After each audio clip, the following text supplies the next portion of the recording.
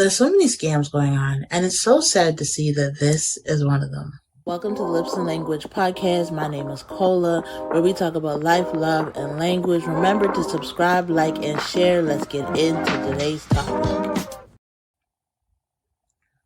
So I was reminded today of a time when I was younger.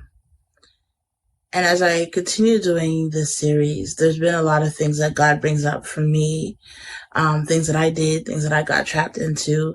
And me being able to talk about it, A, could be a warning, but B, is to start a conversation over things that, honestly, not a lot of people are talking about until it's too late.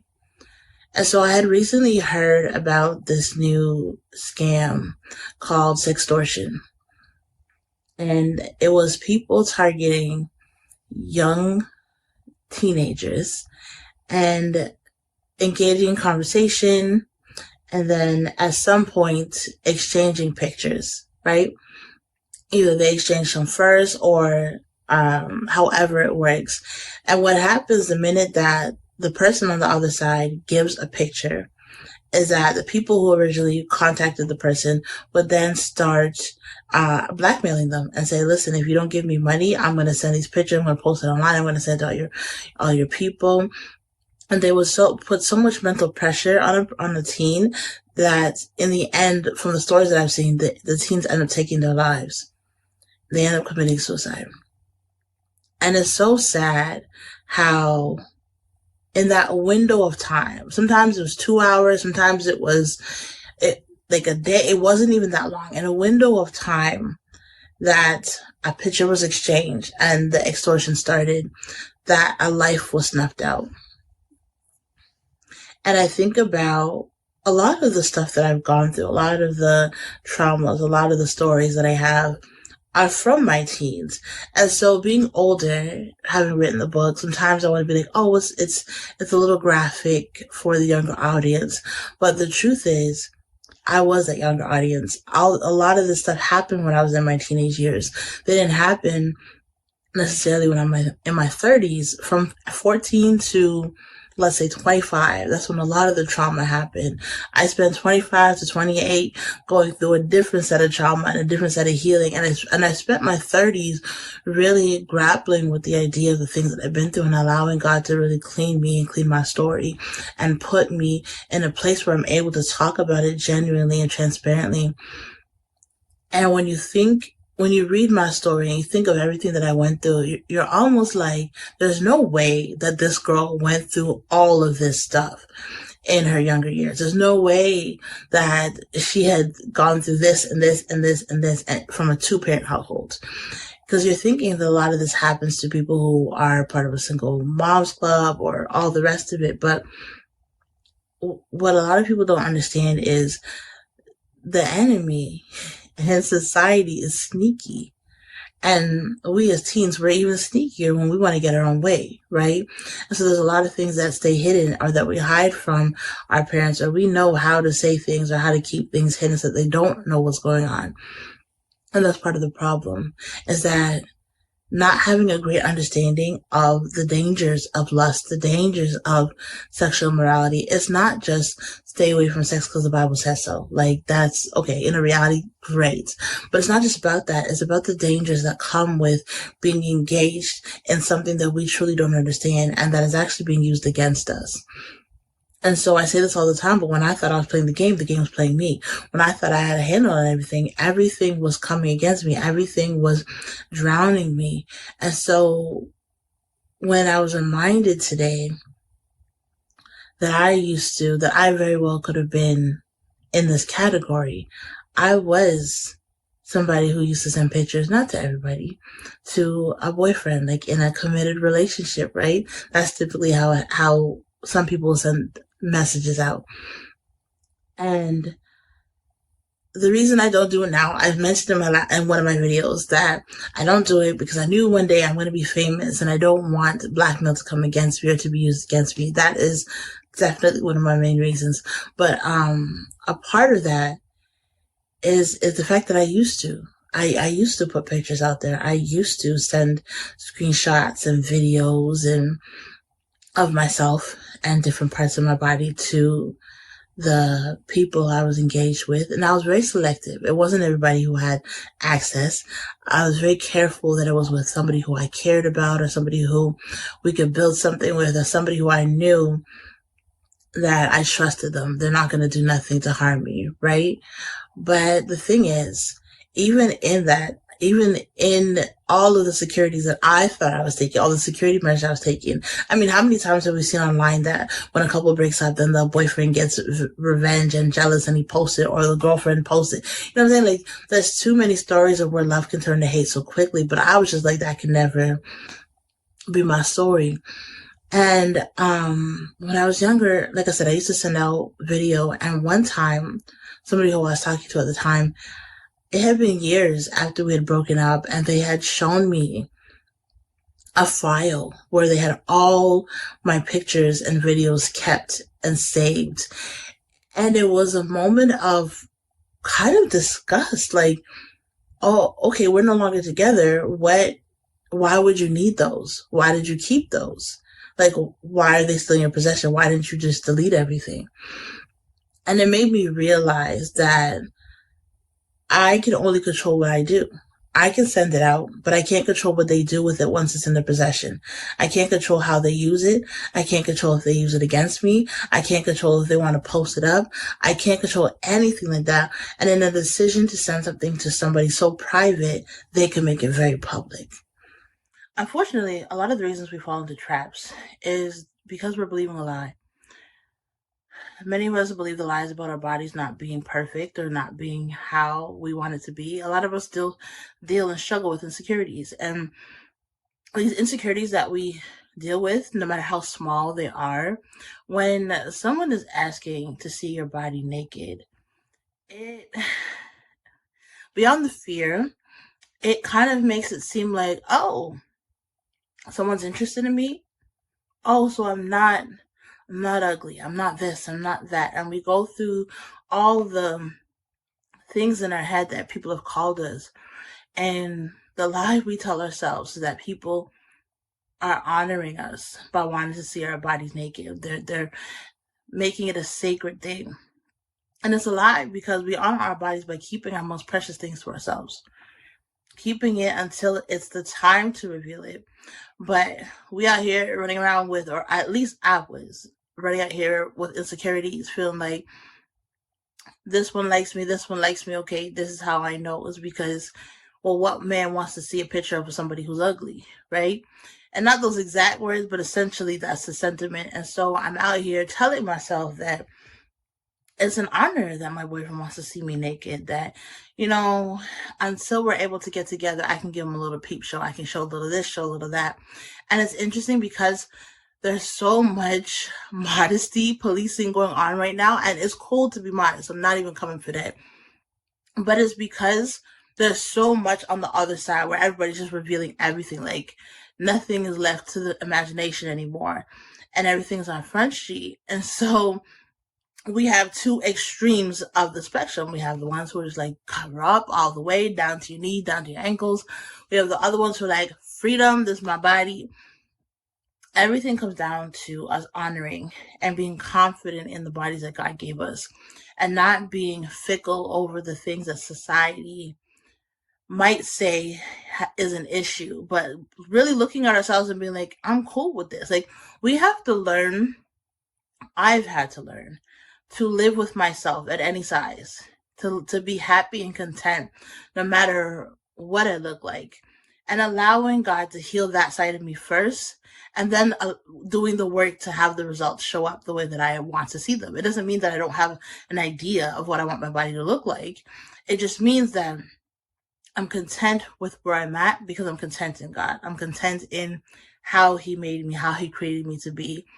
Now, as I say that, I know sometimes it's easier said than done, especially if you've been feeling invisible all your life, and then all of a sudden someone comes along and they're trying to show interest in you, and you're thinking, man, finally someone sees me. But they're seeing you with the wrong eyes. They're seeing you with the wrong motives. They're seeing you with the wrong intentions. What you feel like is honor is really dishonor. And the people asking for pictures, a lot of them are dealing with insecurities in themselves. They're out here for people validation. Either they themselves want to be validated when you say, oh, wow, it's so big. Or they're confident in themselves and they're filled with pride and they just want you to repeat what they've heard over and over and over again.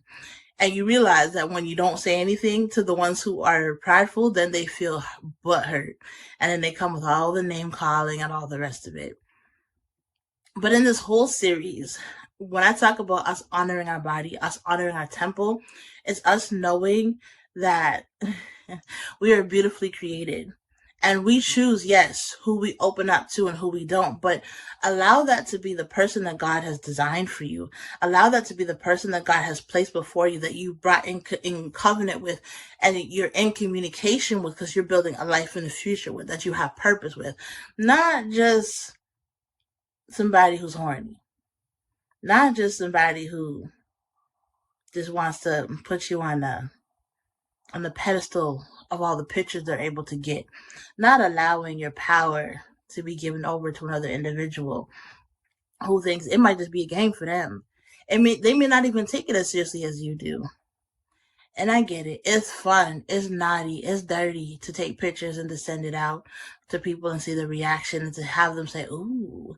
But again, all of that is us feeding our own vanity, our own pride, our own insecurities, instead of us looking in the mirror, us being confident with what we have, us knowing that what we have is so good that you got to put a ring on it.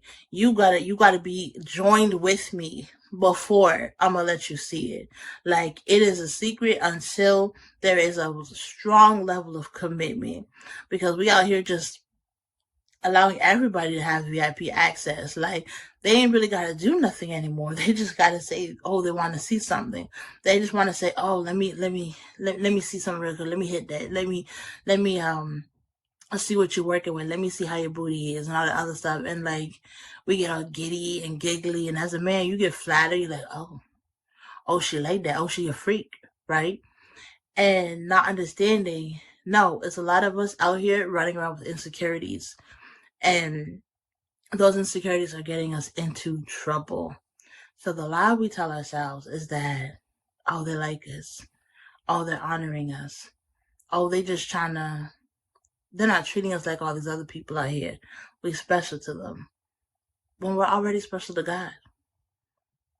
Our bodies are already special to God. He already has called us royal.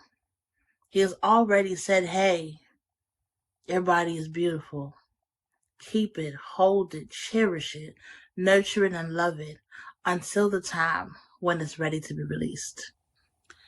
And in this conversation of the dangers of just allowing people to have access to our bodies, being mindful of the things that we allow our eyes to see and the things that we allow our ears to hear. Like, it is all a culture of lust. And the lust is something that I can describe as like hunger. Like, lust feels like it needs to be fed. Like, you get a little bit of it and it wants more. You get a little bit of this and it wants more and more, and it grows. And this lust grows until you're able to satisfy it. But the thing is, you're not actually able to satisfy it. Like, you think you are, okay, I'm going to just do this. Then I'm going to just do this. And each time it almost causes you to go a little bit farther out of your comfort zone, until you're completely alone in the desert, and you're looking around, you're just like, yo, what happened? How did I get here? How did it go so far? Like, it might have started off as innocent flirting, and then a picture here, and then video, and the next thing you know, you're looking into porn because you just can't get enough of what is being placed before you. And it seems like it's all fun and games when you're in a relationship, but what happens when that relationship ends? Then do you do the next thing with the next one and the next one and the next one until you get married? And then when you get married, do you worry or concern yourself with the fact that you have pictures out there or videos out there somewhere? I think we as a society are too trusting and too easygoing with something so precious as our temple, as our bodies, that we expect that people are going to treat us with the same care. And that's not always the case. That definitely is not always the case. People do what they want and what they will with the pictures. And then I think about all, like, I think about the reason someone would want to have it, right? And I think about them maybe using it for masturbation or something like that. And like, somebody might think that that's endearing, but I think about that and I'm like, no, no, I don't want somebody sitting there having my picture, having my videos, masturbating to it, and that's a part of their sexual life. Like, I'm not even in the equation at all, but they think that is cool. Like, that's not how, just that God designed it to be, but that's just not how, that doesn't feel normal. It doesn't feel right to me, at least. I feel like the way that God designed it is so beautiful, to be in a relationship committed with one person that you spend this time with, that you love, that you're curing and curating a really precious relationship with, and that it blossoms into something sexual, and it blossoms into something that both parties are agreeing to, versus it being like a one-sided thing and a one-sided party. And so when I talk about consent and these ideas and these fantasies, it's only a matter of time before these ideas grow into something that cannot be contained. I've been watching lately a lot of serial killer documentaries, and they just happen to be of the sexual trauma genre. And I think about how these men have fantasized over these women that they can't get. And it gets to be an uncontrollable hunger that they actually go out and then decide to do this, and then decide to take these fantasies out on people. Because fantasies, I'll say it like this: our brain does not often know real from fake in terms of experiences, right? We know right from wrong, but real from fake. So when you're sitting there and you're sexting and you're telling a story and you're creating this fantasy, your brain doesn't necessarily know that that's not what's happening in real life. Like, you will still have bodily reactions to what's happening. I'm gonna try to say it in a really clear way. Did you know that ignoring your self-awareness will keep you stuck and emotionally imprisoned? Man, we go through life with this hustle mentality, going, never taking a moment to stop, to breathe, until life kind of just spirals out of control. But it is time to take control. It is time to experience the freedom of your most authentic self. And I have a gift for you.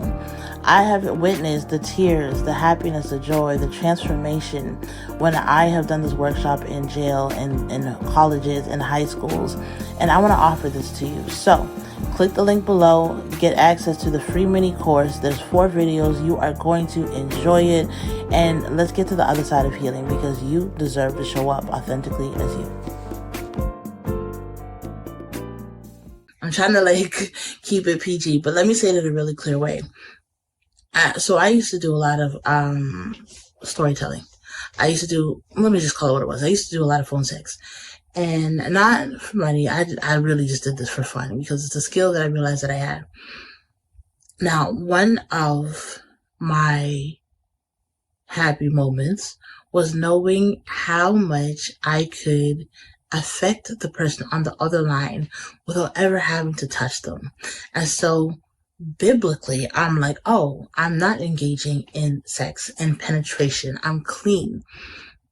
But mentally and emotionally, I was building a story. I was building a scenario. I was building this vision for this person. I was taking them on a journey that would ultimately end with them masturbating and then having an orgasm. That's essentially what I did, and I found pleasure in doing that, because I found little old me over here on the phone, the one that men took advantage of. Look at all the power and control that I have, that I'm able to get somebody to get weak for me and I'm not even in the same room. We're not even on FaceTime. They can't see me. All they can do is listen to my voice, and my voice has the power and the authority to cause them to have a reaction, have a physical sexual reaction. Their brain doesn't know that I'm not actually there, like playing it out. All their brain is entertained by is the story that I'm putting in front of them. And so because our minds don't know it, and then when you start it, you almost have to finish it. Like, I know that sounds so weird, but when I say you almost have to finish it, I mean the desire and the hunger is there to finish it. You want it to be completed. You want to hear the end of the story. You don't want the story to be a cliffhanger. You don't want it to be left without a conclusion. You want to go all the way. And going all the way in your mind may work for a time, but then it eventually comes to a moment where you're tired of the vision. You're tired of the fake part about it, and you want the real thing. And then, so because you want the real thing, you then go out there and desire to have the real thing, and you end up with different people at different places. And now that's not everybody's story, right? But I know for me, there's a time that I eventually got bored of it because I'm like, it was nothing for me. And because I was able to disassociate myself from it, like I could go through a session with somebody, and right as it's done, I could just talk like normal. Like it was nothing for me. And like, I'm not even connected to it. And I know some of the guys would be like, oh, like, are you doing it too? And I'm like, and I would be, I don't exactly remember what I said. I think I would tell them no. Because there was no need for me. Really, it was just me painting a story. Me telling them what they wanted to hear, me taking them on the journey that I didn't have to go through too because I wasn't affected by it, or so I thought. Because eventually I got to a place where I was bored of it and I needed something more. And I think this is also what fed into the addiction, is the ability to do this, to do it on the phone, to do it in person. Like, it didn't really matter when or how it happened. I was able to get it done. And my thing at the time wasn't always for me to get pleasure from it.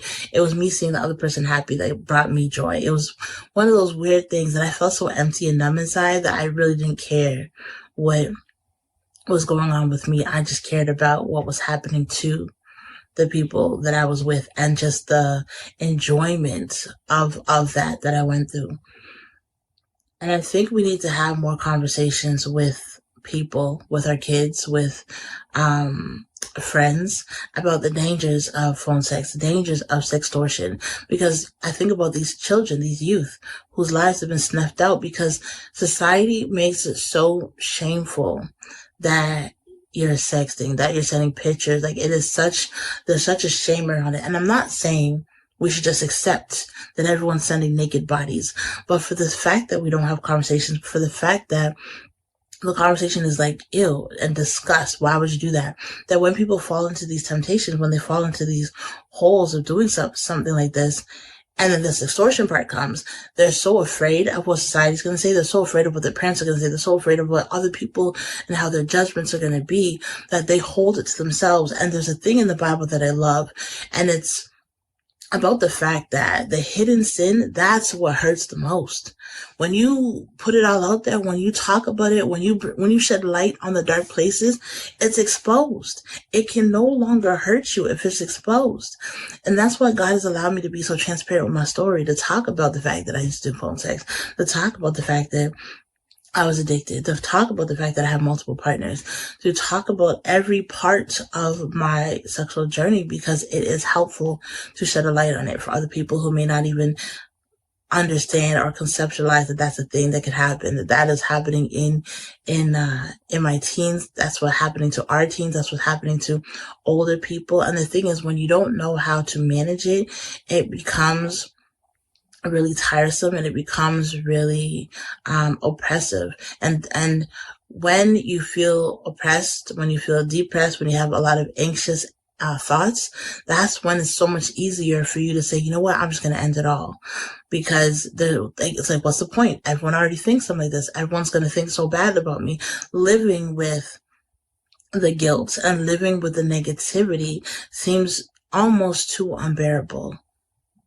And it seems easier that, hey, if I just cut my life short from this extortion, then I don't have to worry about anything. I don't have to see people's opinions. Forgetting there's a whole other side of people's lives that will be affected by our disappearance or by our not being here or by us living in shame. Because not everybody commits suicide, but by us living in shame and not living as we were created to be, not living as the star and the vision and the beautiful person that God has birthed us to be.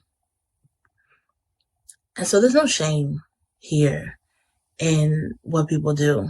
There's no shame at all. All I say is, listen, you have to understand the path that you're walking on. You have to understand the God that you serve. When you mess up, the best thing you can do is repent, to say, hey, look, I'm sorry, and you get back on the journey. It's not worth it to stay hidden. It's not worth it to keep the sexual sin. It's not worth it to stay trying to fight this battle alone. Be vocal about what it is you're going through. Be vocal about what it is that is on your mind. Be vocal about the fact that, you know what, you sent some pictures to somebody you loved and now they're using it against you. Be vocal about it. Because what we need to do is not shame ourselves, but shame the devil. We need to shame the people who are trying to expose us. We need to shame the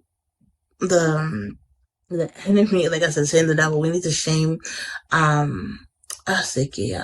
we need to just come out of the shame, essentially, that is threatening to ruin our lives, that is threatening to cause more harm. Because the thing about God is so loving and God is so forgiving. We are harder on ourselves. We have a harder time forgiving ourselves than God himself. I think we are our hardest critics. I know I have been my hardest critic. Not to mean that people around me haven't been harsh, because they have. People have been harsh, people have bullied, people, all that other stuff. But even still, before it even gets to that, sometimes when we beat ourselves up, knowing that we should have known better, we should have done better.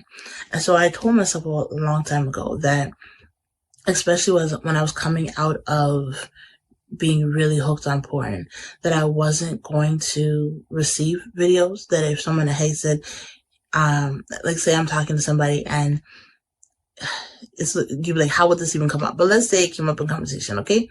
And they're like, oh, they want to watch this video. Do you want to watch it with me? Or let me show you this video that I did. I'm very adamant to say, no, I don't watch videos. I don't take on videos.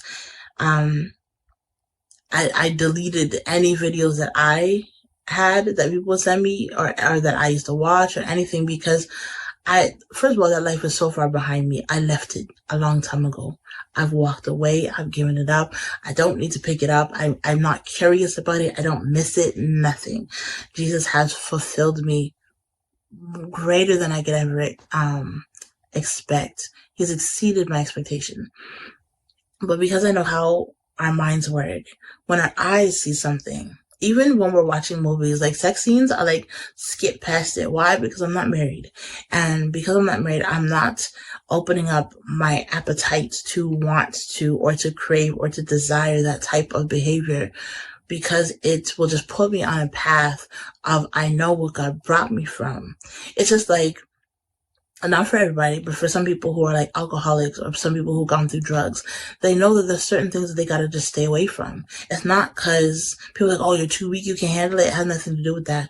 We understand our limits. And so I understand my limits when it comes to sexual behavior. And so I don't engage in pictures or videos receiving it. I try to close my eyes or fast forward, like I said, when videos come. Now, have I fallen into temptation here and there? Yes. But I still know how to handle myself in it. I still know how to recover, and I make sure that all my bases are covered. I'm not opening myself up. I'm not opening doors to be extorted. I'm not opening doors to have videos and stuff on my phone, because it's just not what I know God needs for me. Like, me having videos on my phone is not moving my life forward. It's not helping me pay bills. It's not, and I mean, I know people on OnlyFans is like, they beg to differ, but it's not, from me and my life, what God has designed me for. It's not getting me to the place where I'm able to save souls. The only way is if I'm able to use my story and let it impact other people. That's the only way I'm having these discussions. That's the only way I'm ever going to engage in these type of conversations, really, because I know the damage it can do to minds. I know the damage it can do to lives. I know the damage it can do to relationships. Now, I've never taken, and they say in patois, take a young man. I've never done that. I've never intentionally been engaged with somebody who was in a relationship, but that's my own morals. And so, but I understand the power that I have. And so because of that, I'm like more mindful to not engage in certain types of behavior. And that's all this is, a conversation on making sure that the types of behavior that we engage in, we are responsible for ourselves. We can't always be responsible for how somebody wants to react with us. Like sometimes you start going on a dating site, for example, and let's say a man wants to send you a dick pic and you say no and he sends it anyways. Great. You are not in charge of his actions, but what you can do is delete it. You don't have to keep it on your phone. You don't have to see it. You don't have to engage in that. And you just say, you know what? This is not for me. I'm going to walk away. We have the power to walk away from so many things that I think out of trying to be nice, out of trying to be kind, I don't want to sound mean, we kind of stick around in certain things that we don't have to. Really, truly, we need to understand what it is that we're building, what it is that we're running after. Now, I say that out loud, but I'm also hearing it and speaking it to myself, that any relationships that I've gotten in, I remember there's this one guy that I was talking to years ago, and we would kiss, and it had been a long time since I would kiss anybody, and that was kind of weird. But every time his hands would kind of glide, I would just promptly move them out the way, like, nah, buddy, we ain't doing that. And his hands would come right back, and I'm like, I'd move it again. And when I would drive home, I just felt weird about it, because I'm like, man, I know where this is trying to move to, but I'm not there. I'm not doing that. That's not what I'm engaging in. And I knew that I had to end well, it wasn't a relationship, but the talking stage, but I wasn't sure how. I really wasn't sure how, because every morning when he texted me and said, good morning, beautiful, it was so hard to be like, nah, or to not respond, because I really dislike ghosting. And so one time I had asked God for help, and I had a dream. And in the dream, there was like this old man who spoke to me, and the man was like, oh, tell him that you're preparing for marriage. And I don't know why, but I was like, cool. In the dream, it was like, he's not gonna be able to receive that. He's not there yet. So just tell him that. And so the very next day, we were talking about something, and I was telling him like, hey, I'm looking for marriage. I'm preparing for marriage. That's what I'm on. That's the tip I'm on. And sure enough, he was like, nah, that's not where he's at. That's not what he's trying to do. That's not what he's trying to engage in. And I said, okay, well, just so you know, I'm not engaging in nothing else. I'm not doing nothing else, because that's what I want. That's what I see. So we might as well just, keep it as friends or go our separate ways, essentially. And it's funny because one morning after that, he had messaged me and said, again, hey, beautiful. That day, I happened to be super busy. There was so much happening, and I just happened to be super busy, and I didn't respond to him. And when I saw it, it was kind of late, and I was like, oh, I should respond to him. And I just didn't say anything. I said, I'm going to just leave it alone. And from that day, he stopped messaging me. I walked away. Now, essentially, I had to have the conversation with him first about, hey, this is what I'm looking for. And thank God that I had that dream, so I had the insight to know what to say, because it really kept me like, okay, we're not going to tell him this, and it'll happen, and it'll help. And I think that was the beauty of being able to connect with God on these topics of sex, sexuality, and love before marriage, because he's really guided me on what to say, how to have these conversations, and when it's time to walk away. There's certain people that were like, I feel like we should walk away and the solution comes. Okay, this is a path you can take to run away or to walk away, not run. I mean, run if you need to. And so the beauty of involving God, Holy Spirit, Jesus, in all that we do is that we don't have to do it alone. Is that He will rescue us when we ask Him to. The worst is if we stay in it and say, God, I was just trying to deal with it on my own. I didn't want to bring you this. I don't want to bother you with this. Because it's literally what He's here for. We're not here called to do life alone. We're here to do it with God and allow God to be that for us. So, keep your photos to yourself. Keep your videos to yourself. Keep your eyes to yourself. Keep your heart to yourself until God says so. Just be mindful. Honestly, be mindful about the things that you do, the things that you engage in, and how everything you do can be of an effect. Just because you're not physically engaged in an action, that doesn't mean that it's not wrong. That doesn't mean that it won't lead to wrong. That doesn't mean that you're not already sending yourself on a destructive path. You have to be mindful of that because a lot of people don't think that it's harmful until it is. And then it's too late. And then when they try to call out, there's no help, or the help that comes is not enough, or damage has already been done and there's already consequences. Like David had already slept with a woman, the Bathsheba, had the Pitney, killed off the husband, and then he had to deal with the consequences. Well, the consequence was a child died. We don't always get out without consequences. Sometimes, no matter how much we pray, there might be a consequence for our actions. And we're just trying to not go there. We're just trying to not have to go through all of that. I wish some of the consequences that happened for me didn't happen at all. But I don't regret any of the things that I have done because it allows me to have this conversation and to build a bigger testimony, there you go, of the stories of what I've gone through and what God has taught me along the way, and has taught me now that I've been removed from it for so many years. So this is a conversation for today. Y'all already know, make sure you see the outro, leave a comment below. I'd love to continue this series with you. So until next time, until the next conversation that God has me do, be well. What would it look like if we were a people that were healed? What would it look like if we were people that believed in doing the work necessary to remove trauma, to get through grief, and to come out on the other side? Man, we think that therapy is the only way. Therapy is a great way, but there's also a creative way that can help us get through this process. My name is Kola. I am an amazing artist, and I have a program called Restore and Embrace Myself.